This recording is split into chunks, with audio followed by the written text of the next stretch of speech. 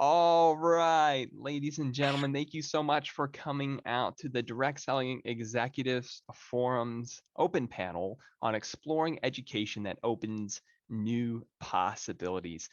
My name is Ben Dixon. I'll be hosting today's panel as moderator, and I have two very exciting guests that I can't wait to introduce you to.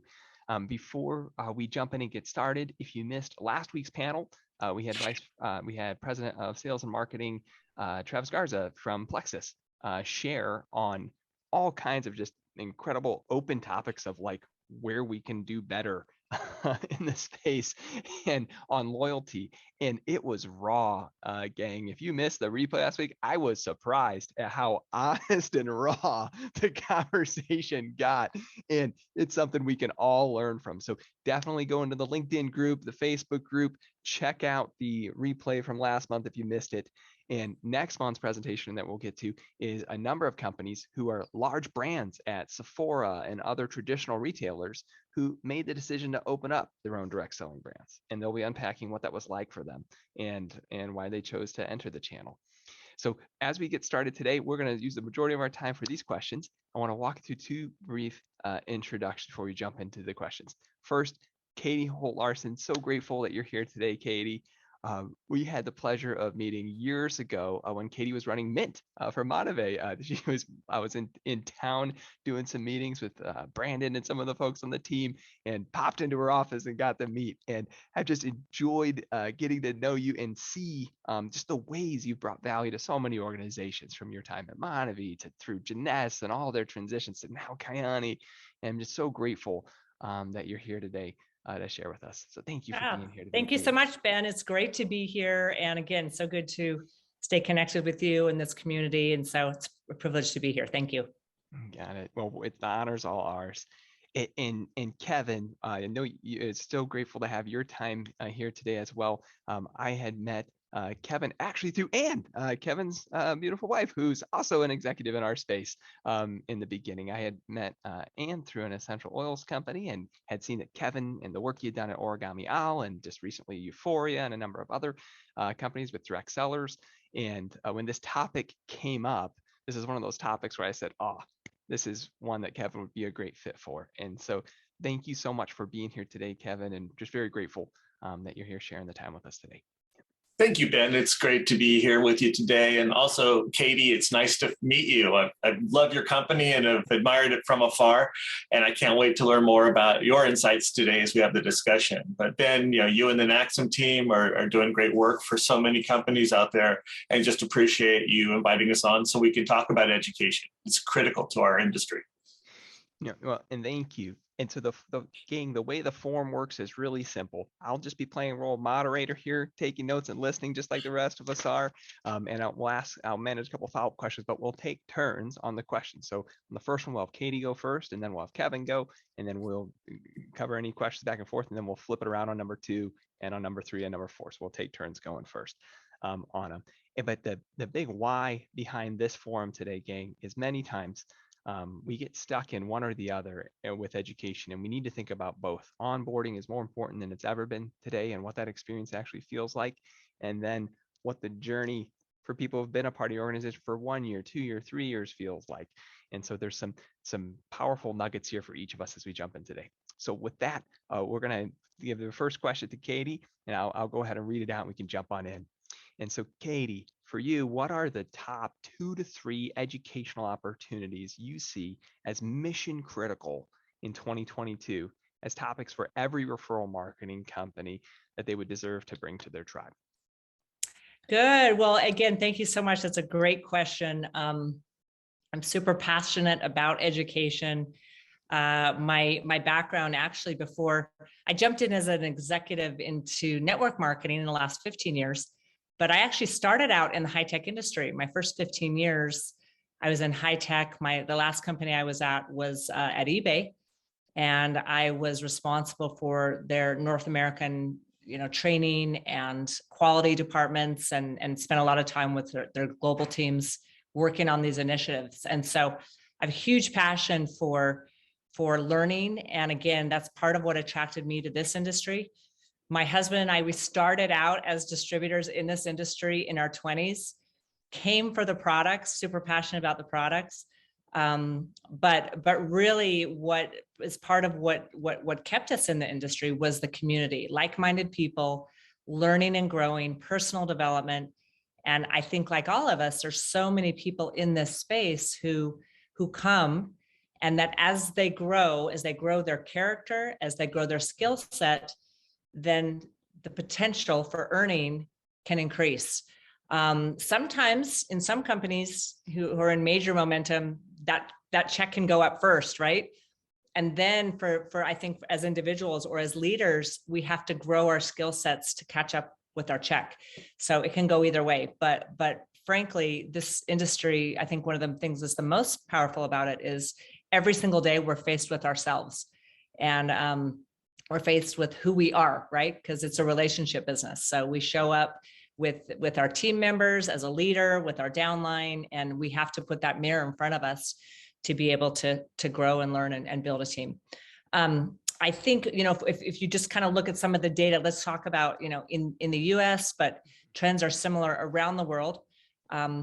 We know people are leaving corporate America, corporations, and we know that, like, there's some data right now that through franchise entrepreneurs that shows that right now, even with all the chaos that's going on, we know that the pandemic is tweaking here a bit, for sure, in the US before other countries around the world.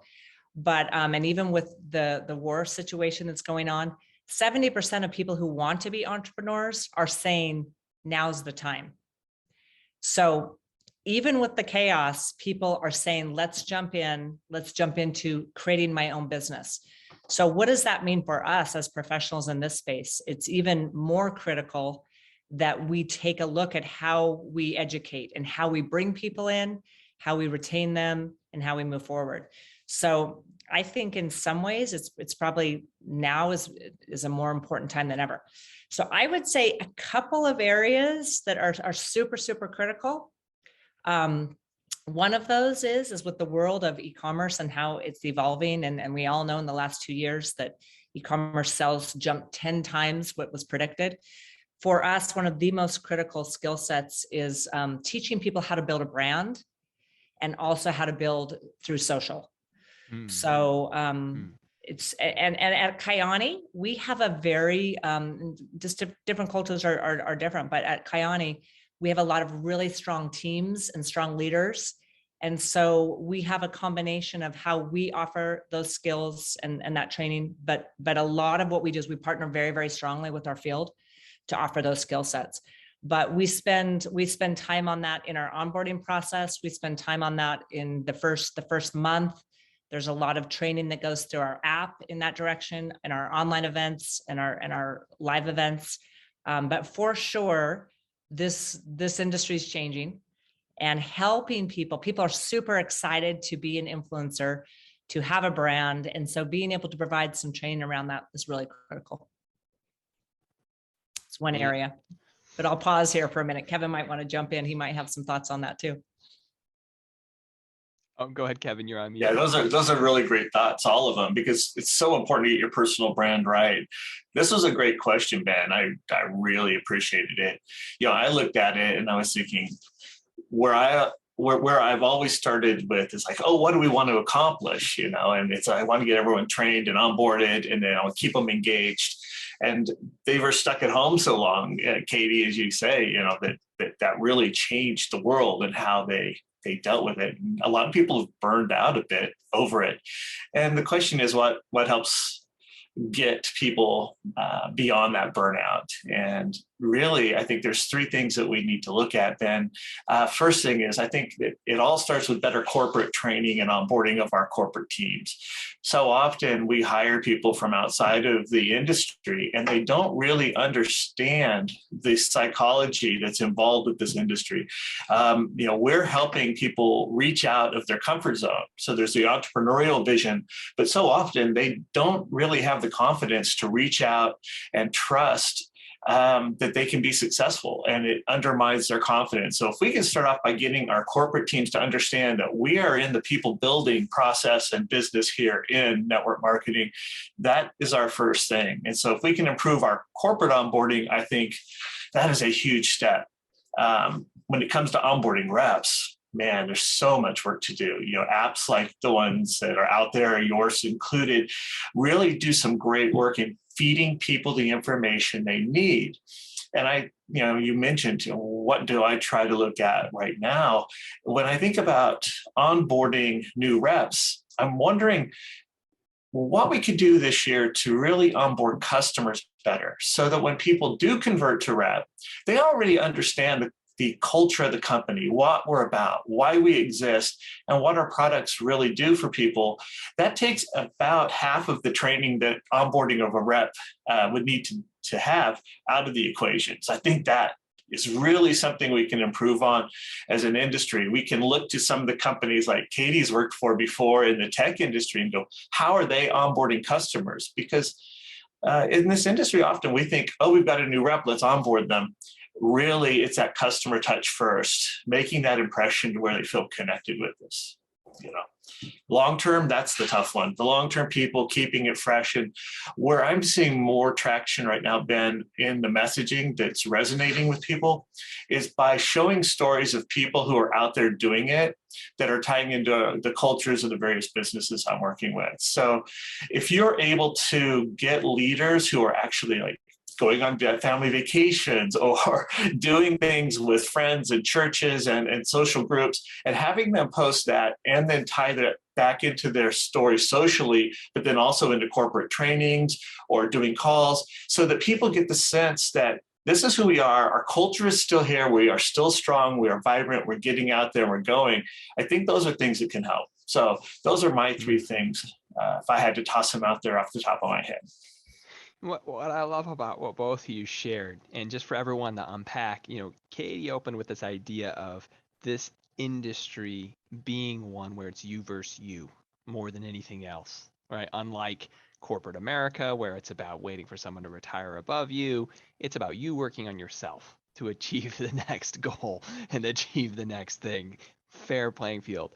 And then, Kevin, I loved what you did, because you grabbed that same thought but said, the corporate team needs to understand that this industry for these people is you versus you, that you're growing people. And so you both had the same tip from a different view. And so I hope everyone listening on the stream or on replay picks that up, is that we have to first off be clear what business we're in, of the growing people business. That's a really powerful thought.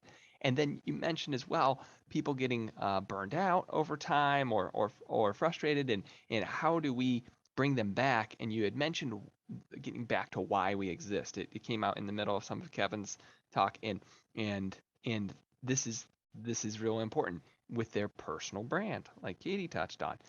Both of those things are powerful reminders for challenging seasons. So do you really want your personal brand to be known for that? Is a great answer on Katie's side. On Kevin's side, did you forget why you started in the first place? Those are amazing wake-up calls, gang, because we have to remember life is seasons. It's rhythms, okay? And some people are going to be in this season, some are going to be in this season, some are going to be in this season. And so that part is going to be a critical piece to be thinking about. One trap I'm seeing on my side, and Kevin, in your work, and Katie, you may see this in your own staff, is that when we talk about education and we talk about these opportunities, there's an old diagram from years ago called the success triangle that many of us know, right, in direct sales. And it says in the success triangle, up here is the technical knowledge you have, and over here is your internal communication, what you believe about yourself, and over here in this corner is your external communication, what you believe about others. And I still see it today that the temptation from a lot of executives in the team is to just put 80% of their work into the TK, like the technical knowledge bucket, like let's teach these people how to do this business. And yet that's not what I see in the companies that are growing really fast. To Kevin's point, a lot of them are sharing, have 80% of their energy on the training that helps with internal communication, what you believe is possible for yourself, and external communication, what you believe is possible for others. And they might only spend 20% of the education time on that technical knowledge part. And that's what you were just alluding to, Kevin, of the people sharing what was possible in their life because of having their business with Kyani or Euphoria or whoever is watching on this line.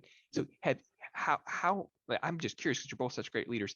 How have you communicated that to your staff? Like, I know you've had to have that conversation. Like, how have you kept that front of mind so that they're making stuff that's actually relevant to your team?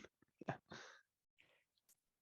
I can jump in. Yeah, I go think ahead, maybe a Katie. couple different ways. Yeah. I think it comes back to culture, right? And I think Kevin talked about that a little bit with starting with his own team, his Yeah. own corporate staff.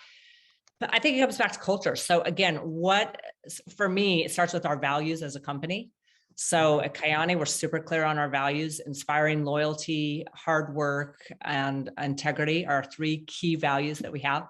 And so continually we are making decisions, we are applying policies, we are communicating with our hearts and minds around those values. And so, and values are part of what attracts people to our community, to our tribe. And it's part of what the more clear we are on values, I think it, I can speak about my experience, but it helps as you're working and you're communicating, you're inspiring, and you're at events and you're in breakouts and you're in all these different ways you're training in your onboarding, that it helps people to reflect on who they are, right? We start with the why, and then people get super clear on their purpose and where they're going, and then they have their character, which is all those their beliefs and insecurities and who am I as a person. And I think they connect, they want to be part of something. Again, my experience, they want to be part of something bigger than themselves. They want to be part of something authentic. So it's one way I think we have done that really well at Kyani. I would say another thing is that we have some great team organizations, and they actually have qualifying events where they focus just on this. So they focus on coming together as an organization, and they come together once you hit a certain rank, but it's lower in the organization. So they're getting you started, but then they're bringing together and they're spending a whole entire weekend where they're working on all these skills. So building as a person, building mindset, building belief, building self-esteem, and they're doing it. So there's some of that rawness you talked about. There's authenticity, there's vulnerability, and they're building a strong community together. So I've loved seeing that. That's awesome. We're going to unpack that more in question 3. So I don't want to stretch it out right now because that's so exciting to share. Kevin, you already touched on onboarding a bit, and that's actually our next question. Do you have anything you'd like to add, or I'd like to open up the onboarding question to you specifically? No, let's go to onboarding. That's really critical. It's a key piece out there. I think with onboarding, it's a really tough piece. You do those 3, you talked about the triangle, and I tend to go backwards and pick up something that Katie just said about why. Everyone knows what they want people to do. They want them to be able to log in, and they want them to be able to understand the product, and they want them to dedicate so many hours a week to the business, and they want them to get on the corporate calls and plug in. So we have all the what down, we know what the products do. We can teach all that, and that becomes the technical piece.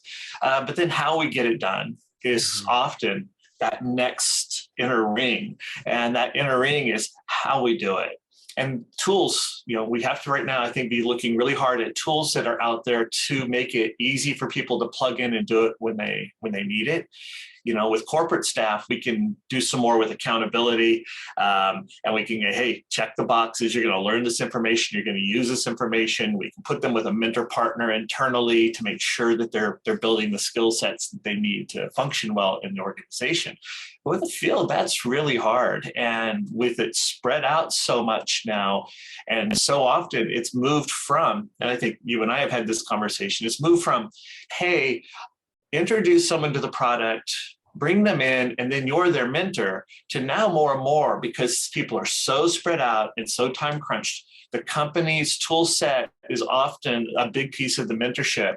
And it's those few calls that people have the time to plug into or rewatch during the week.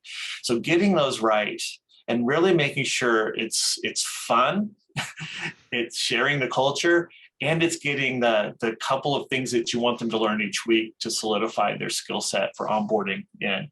And then finally is the why, the thing in the middle of that golden circle. And if the why is about the company's purpose, You know, it's not about making money. It's not about selling. It's about helping people live better lives. It's about helping people, like I saw on your site, Katie, you guys are helping with, you know, raising some funds for the Ukraine, you know, looking out for others, having a purpose that's bigger than just get on a Zoom and push some stuff to your friends. That's not what motivates anyone. They may be money motivated, but a lot of people know that that's not the end game. The end game is making sure that we have a purpose in our lives and we're looking out for others and that we're working honestly with integrity. And I love the integrity hook that you had put there at the beginning of your conversation, Katie. So, Ben, those were my kind of where I was at with it. Awesome. You know, as we go to Katie, real quick, for everyone who's watching, Kevin used words like why and golden circle. If you have not seen the viral, massively successful YouTube TED Talk from Mr. Simon Sinek called Start With Why, we actually use it in our HR process with all of our staff at our company when we're hiring people. We have them watch the video and write a little essay about it. It's literally the first step in our HR process at our company. It's kind of funny you bring it up. But if you haven't even seen the video, you deserve to see the video. Go Google Start With Why after the call. Watch it's a little over 10-minute video, but then get Simon's book. Simon's book, Start With Why, will change your life. And if you're not already thinking that way, you're telling your story backwards. And so there's a ton of value in what Kevin just shared. And some of you picked it up right away and knew what it was, and others of you may have missed it. And so I want to just invite you to grab that book. We talk about books a lot in these DSEF forums. And one of the best ones, and it's even great on audio. If you're not a paper reader and you just like to listen while you're working out like me, hey, I listen while I'm working out every day at audiobooks. You too. Just Start With Why. Simon Sinek is going to fill in a lot of the blanks what Kevin just shared. All right.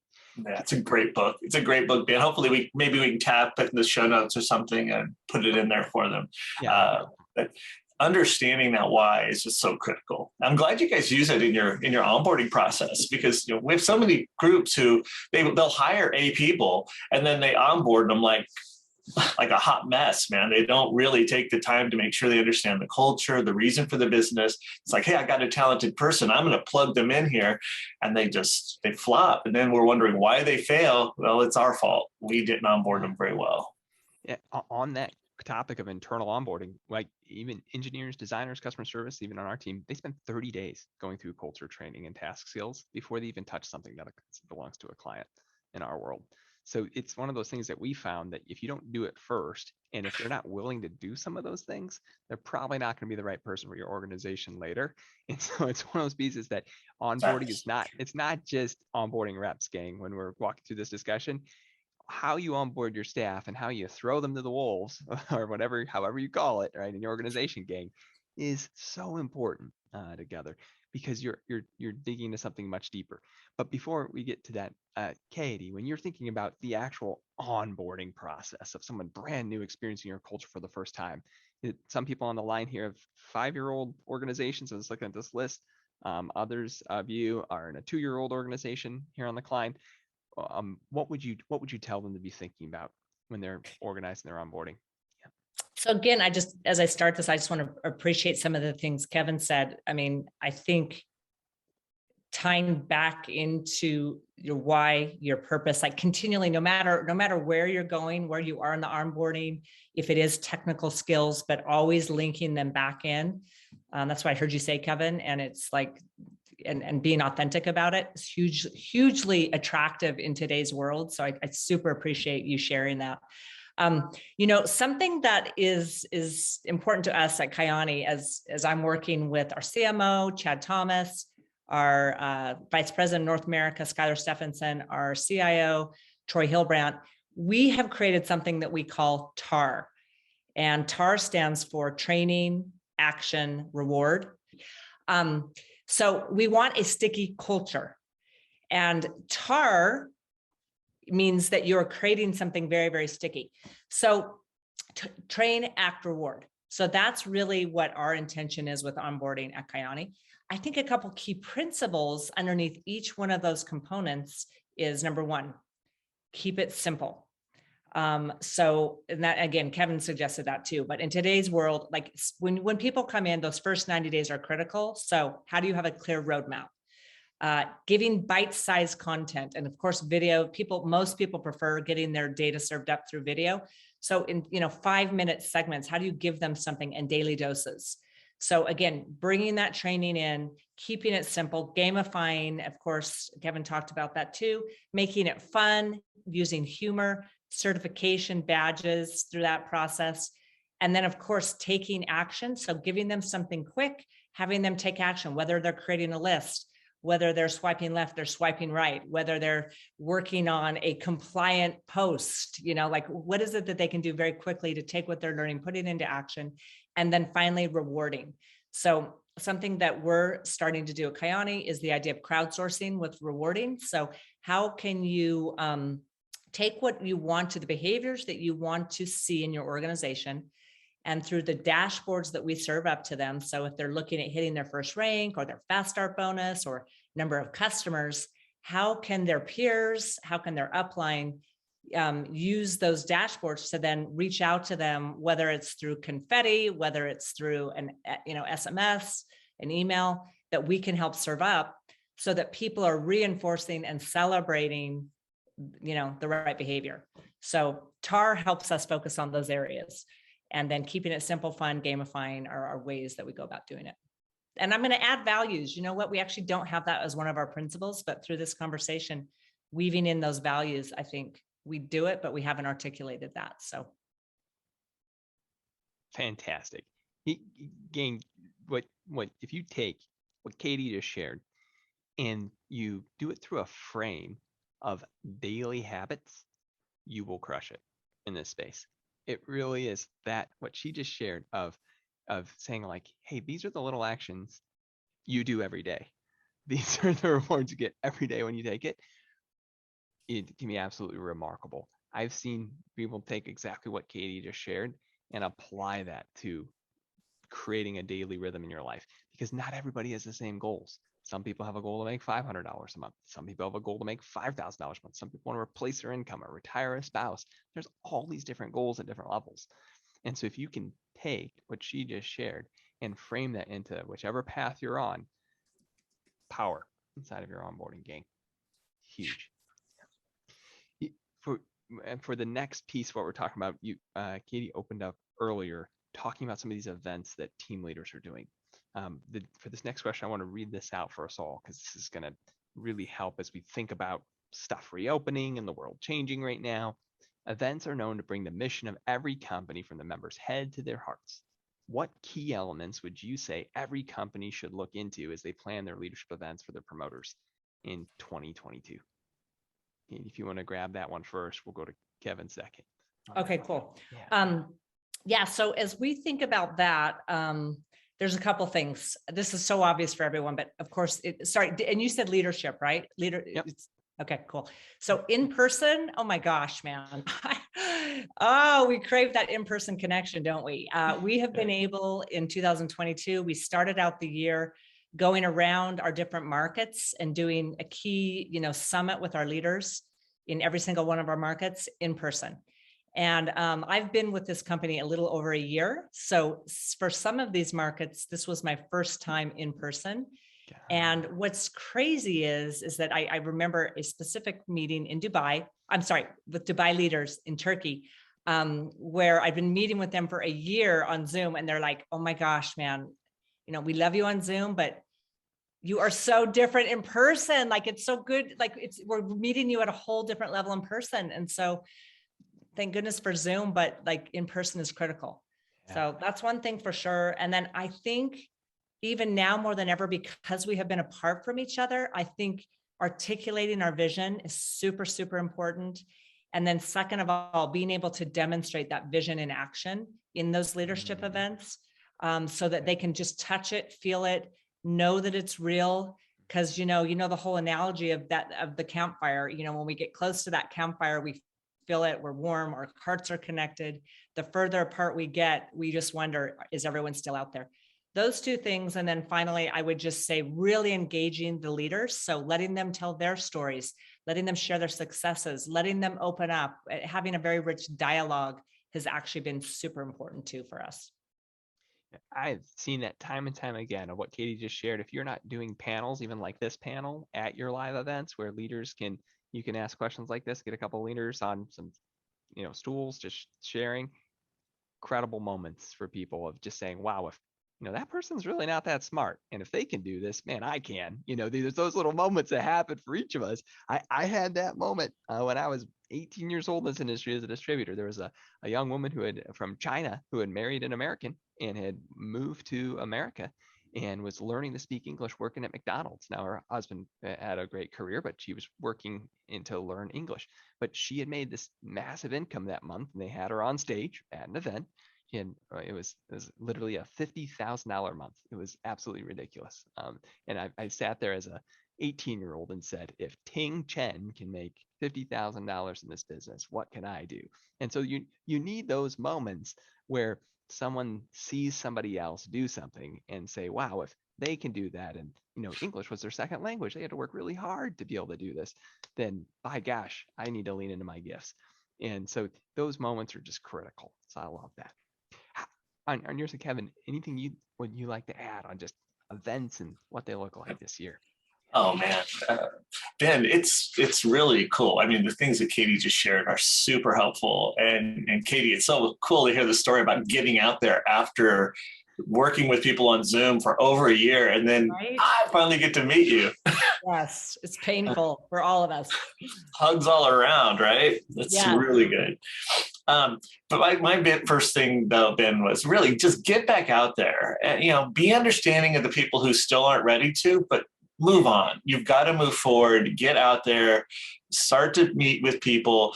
There are some skills that we have learned and some ways that we've used social media differently, Zoom, Google Meetup, Teams, whatever platform people are choosing to use, they're learning how to use that and they're more comfortable with it than ever before. That's going to be a blessing to our businesses for the long term. But getting out there and starting to meet people and shaking their hands and listening to their stories and doing things together, there's nothing better than that. And people who think that you are never going to have to go out and do that again, it's all going to be virtual now, they're full of it. You need human interaction, and it's not just the way we're doing it here right now. Even though that's very valuable, you've got to get out and meet people. So get out and do it. Leaders need other leaders around them. So the second piece is, I've been on a few leader meetings already this year, and if anything, schedule more dead time. And by dead time, I don't mean like, oh, hey guys, just go to the hotel and go to your rooms. I mean, time just to be together, whether it's, finding a place where you can all have breakfast in the morning together, or let's go have a quick drink in the evening if that's the way you swing, whatever it is that your culture allows, get people out, get them together, arrange a couple of restaurants where they can all go as groups too, and be with kind of their sub teams if you need to, whatever it is. They have to get some time just to decompress and catch up.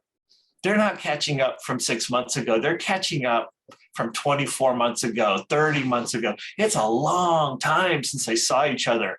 And if you try to push them into a room and a meeting and you just go morning to night, and then send them home, you're missing out on a big part of your culture. And you're also taking away from them a chance to kind of heal and get ready to hit it for you. And we need them engaged with us. The last thing is the masterminds. And Katie, you just mentioned that, getting some people up there and picking their brains and letting them share what's working. So I won't dig into that. Those were 3 things that I had thought of, Ben. But man, some extra time though for people just to network and chill, and be together, love on each other, man. I love the dead time example. I'm just thinking through, I went from 18 events a year. I don't have a travel schedule as much as Katie, right? But I was up to COVID was about 18 conferences a year, with clients. And we had 2 in 2020 and 2 in 2021. And you just think of like everything was on Zoom. And out of the 2 we did in 2021, Kevin and I actually went to one of them together, right? That breakfast moment was really valuable. That was a great thing pre-conference of saying that we had the round tables, we had breakfast, had coffee, and just giving people that chance to reconnect with other leaders from around the space. I saw that as valuable for sure. Yeah, if I can just build on that for a second, I think that if we can also remember that so many of us have had trauma over the last 2 years, you know what I mean? Mental health, crisis, physical health. So let's just say trauma, so when we're coming back together, remember that we have leaders who are coming back from trauma. So I love what you said, planning in that dead time. And by the way, even in the agenda itself. So just don't jam pack that agenda. And this is honestly advice to me. Just don't jam pack that agenda. Leave more time than you think you need for those connections, those discussions, because it's healing. What we're bringing our people together to work on the culture, the why, the purpose at the end of the day. And that when those healing moments happen, which again goes to make sure you do have a night. If you're bringing your leaders together, for sure have a night. We all know a 2-day event, you're going to be able to have the dinner time, you're going to have the stories, you're going to have the connection. And so it can really, really, and they leave supercharged. And Katie, you're right on. The last few years have been tough. There's no other word for it. Many of us have lost loved ones and from all kinds of stuff in this season, and it's one of those things that you mourn for it, right? You acknowledge it. Yes. To miss acknowledging it is a loss. It's interesting because of COVID, we actually have ended every DSEF session we've held since with a question that's like a retrospective. And it is literally, if you could go back in time to 2019, December, maybe before all this happened, knowing everything you know today, what's the one thing you'd tell yourself? And so as we wrap up, let's share that. This is one of those powerful pieces that I think as we all go in and implement and move into this kind of new world, that's really helpful. So, well, Kevin, if you want to kick us off. Oh, sure. I mean, the fact of the matter is I would have rented a beach house for Ann and I to go to for 18 months in advance and just prepaid for the whole thing and done everything from there. I didn't realize how much remote work you could do. If I was back in 2019, though, in December, there's so many things that we could have done to prepare for that better, what happened to us. We started hearing the rumors of it about that time. And, no matter what people feel politically or anything else, people hurt during that period of time. And I just wish I had probably done more work on myself to be more understanding of others. And also study more ways to help people through trauma. I didn't realize, that's a great word Katie used. I didn't realize how many people were gonna really suffer. We have children, we have 5, and our youngest one was in college, and all of a sudden college is shut down. Fly back from Washington, D.C. and get yourself situated here. But all your friends are in lockdown. You don't have any of your social connections you have anymore. I have a daughter who's a teacher. They locked them up. Just being able to help each other a little bit better. If I had been able to study some of that in advance, I might have been able to be more useful to my community. And Ben, that's probably my biggest miss. So. Thank you for sharing. Man. Hindsight's always 2020, right? You certainly are. Armchair quarterback. It's why it's a great question, Ben, because the more we reflect, then we can apply that, right? Moving forward.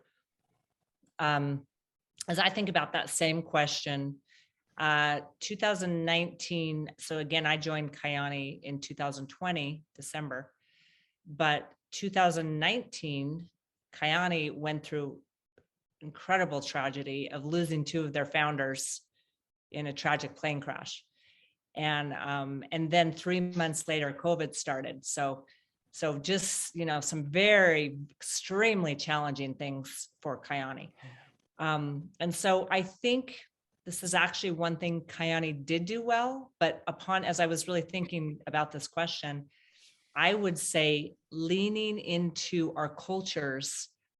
First of all, let's hope we have a strong culture, right?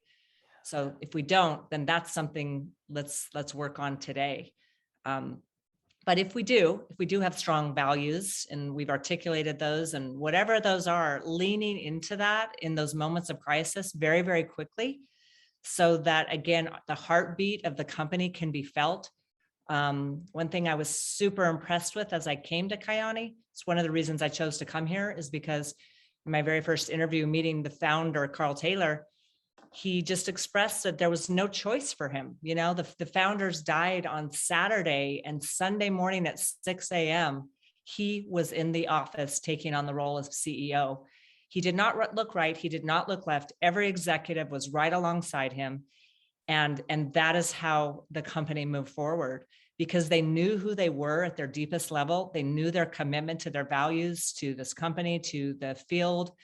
And so when there was a moment of crisis, immediately they took action. So it was so impressive in my very first interview with Carl Taylor, that it actually, it's one of our values, loyalty.